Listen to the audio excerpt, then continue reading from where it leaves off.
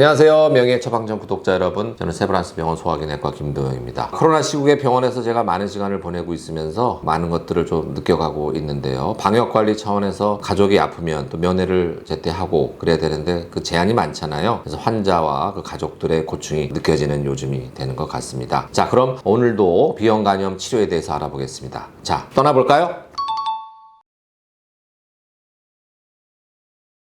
네, 우선 환자분이 간 상태가 간경화, 간경변증 같은 말입니다. 간경화나 간경변증을 갖고 있는지를 먼저 판단하는 게 제일 중요합니다. 간경변증이 있느냐 없느냐에 따라서 또 치료 개시 시점이 달라지거든요. 그래서 간경변증을 또 어떻게 진단하는지에 대해서는 따로 시간을 내서 말씀을 드릴 거고, 지금 말씀드리는 내용은 간경변증이 없는 상태, 그냥 만성 비형 간염 상태, 그러니까 상태가 심각한 게 아니죠. 그런 상태에서 항바이러스 치료, 약물 치료를 시작하기 위해선 어떤 검사가 필요한지에 대해서 말씀드리는데, 전 시간에 뭐라고 말씀드렸죠? 모든 환자가 비형 간염이 있다고 해서 치료를 받는 것이 아니다라고 말씀드렸죠. 바이러스도 증식을 해야 되고 증식에 따라서 간 손상도 같이 있는 것이 확인이 돼야 된다. 그래서 바이러스 증식을 확인하는 검사는 HBV DNA 검사, 간략하게 말씀드려서 DNA 검사라고 하는데요. 혈액에서 바이러스 양을 측정하는 검사입니다. 이 바이러스 양이 일정량 이상 나와야 되고요. 거기 플러스 간의 염증을 확인하는 AST 또는 ALT 검사, 일반 화학 검사를 하면 알부민, 빌리루빈 말고도 이런 AST, ALT라는 간 손상의 지표가 나오는데, 이 AST, ALT가 상승되어 있어야 된다. 그래야 간 손상이 있는 거니까요. 그 상승의 정도를 또 물어보시는 분들 있잖아요. 그리고 또 우리나라는 의료 급여, 건강보험 시스템이 있기 때문에 약을 이제 처방할 때 환자분들이 또 사서 드실 때 급여를 받아야 되잖아요. 그래서 급여 기준이라는 게 또 있습니다. 또 의사들이 권하는 가이드라인 것도 있고, 두 개가 동일하긴 한데 급여 기준은 간 수치만 우선 말씀드리면 80, 단위는 IU/L인데요. 그냥 수치만 말씀드리면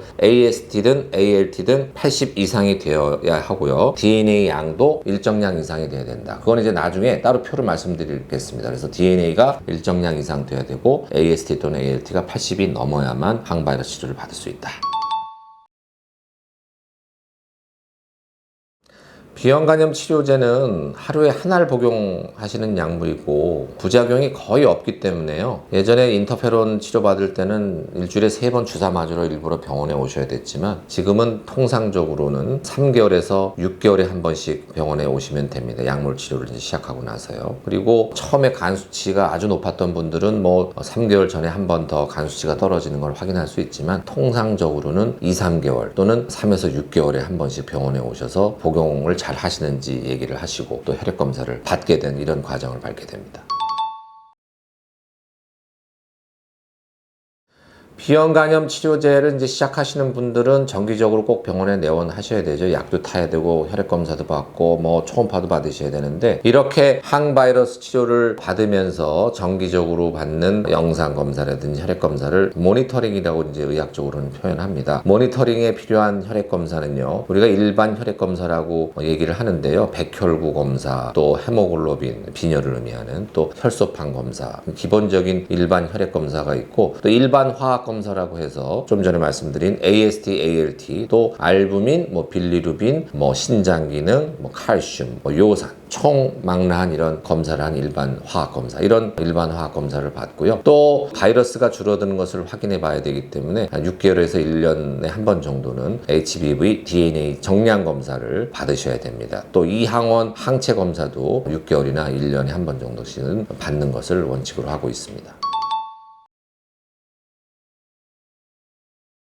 이것도 상당히 중요한 질문이고요. 환자분들한테 사실 제일 중요한 질문이라고 할 수 있죠. 약을 시작했으면 이게 언제까지 먹어야 되는지 궁금해지잖아요. 근데 제가 거듭해서 말씀드리지만, 현재 나와 있는 비형 간염 치료제라는 것이 아주 효과는 우수하지만 완전한 약물이 아니기 때문에 바이러스를 증식하는 효과는 아주 뛰어나지만 완전히 제거하는 데에는 아직 미치지 못한다. 그래서 장기간 치료를 하는 것이 원칙입니다. 특히 간경변증이 있는 환자들은요, 평생 드시라 하는 것이 원칙입니다. 중간에 임의로 자의로 약물 복용을 중단했다가 간이 아주 나빠져서 간이식까지 받은 분들도 꽤 있거든요. 그래서 간경변증이 있는 분들은 의사 선생님이 약 처방하시면 꼭 바이러스 약물을 평생 드신다는 각오를 가지고 드시고, 간경변증이 없을 때는 그래도 중간에 끊을 여유가 있습니다. 하지만 그 목표에 도달해야 되는데요, 이상적인 항바이러스 치료의 목표는 전 시간에 말씀드렸지만 표면 항원이 음성으로 바뀌는 것입니다. 자, 비형 간염을 어떻게 정의한다고요? 어느 분이 비형 간염이 있는지 없는지는 표면 항원이 양성이냐 음성이냐에 따라서 나눠진다고 말씀드렸잖아요. 그래서 표면 항원이 음성이면 비형 간염이 더 이상 아닌 거고, 양성이면 계속 비형 간염인 겁니다. 그래서 항바이러스 치료를 꾸준히 하셔서 표면 항원이 없어지면 비형 간염으로부터 이제 해방된 거죠. 근데 그 확률이 너무나 낮기 때문에 실질적인 목표는 DNA를 지속적으로 억제해서 혈중에서 DNA가 미검출 상태로 유지하는 것이다. 근데 이런 목표를 가지고 있다 보면 몇 년, 뭐 3년 먹으란 얘기냐 5년 먹으란 얘기가 그게 안 나오잖아요. 그래서 이 항원이 양성이었던 분들 중에서 이 약을 복용해서 이 항원이 음성으로 바뀌면 일단 목표에 도달한 것으로 평가를 할 수 있는데, 그리고도 유지 치료를 1에서 2년 정도는 더 해야 된다. 음성에서 시작했던 분들은 간경화 갖고 있는 분들하고 똑같이 거의 평생 드시는 것을 목표로 해야 될 것 같습니다. 이 부분도요, 앞으로 남은 시간에 거듭해서 다시 반복해서 말씀을 드리겠습니다.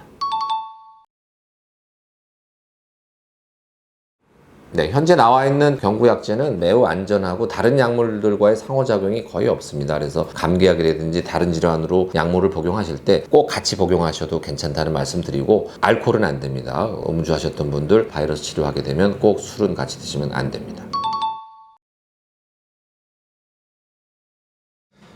약을 잘 복용하시면 우리가 그 효과를 어떻게 판정할 수 있을까요? 계속 말씀드렸지만 이 DNA, 바이러스를 증식을 억제하는 것이기 때문에 혈액 검사를 해서 바이러스가 검출이 안 된다고 하면 그 효과가 있는 겁니다. 그래서 어떤 분들은 약을 복용하시고 나서 혈중에 바이러스가 계속 음성으로 잘 나오는데 초음파를 해보면 자꾸 지방간도 심해지고 거친 정도도 조금씩 심해지는 분들이 많지는 않지만 있거든요. 이런 분들은 다른 동반질환 때문에 그렇습니다. 술을 끊지 않고 계속 드신다든지, 요새 많아지는 전전 시간에 말씀드렸죠? 대사증후군, 비만, 고혈압, 당뇨병, 고지혈증 이런 것들을 같이 갖고 있는 분들은 그런 대사성 질환을 조절하지 않으면 비형 간염 컨트롤이 잘 돼도 그것 때문에 간이 조금씩 나빠질 수 있으니까 동반질환 관리도 잘 하셔야 됩니다.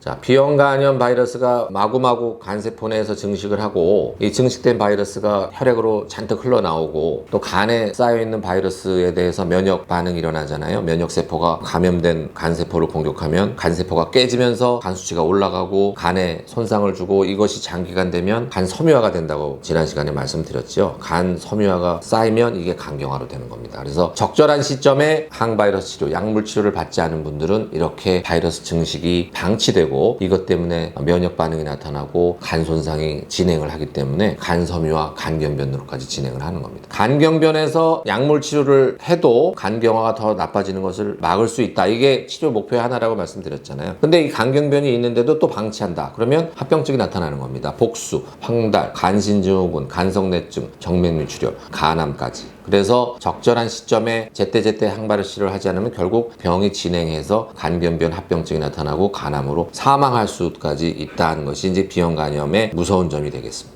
자, 오늘은 비형 간염의 약물 치료에 대해서 심도 있게 얘기를 나눠봤는데요. 본인이 발견한 질환에 대해서 의학에서 선물을 준 것이 있다면 그 선물을 적극 활용하는 것이 필요하겠죠. 참 좋은 문장인 것 같습니다. 그럼 오늘도 간편한 생활 보내시고 저희 명예 처방전 구독자 여러분, 또 환자분들 모두 안녕.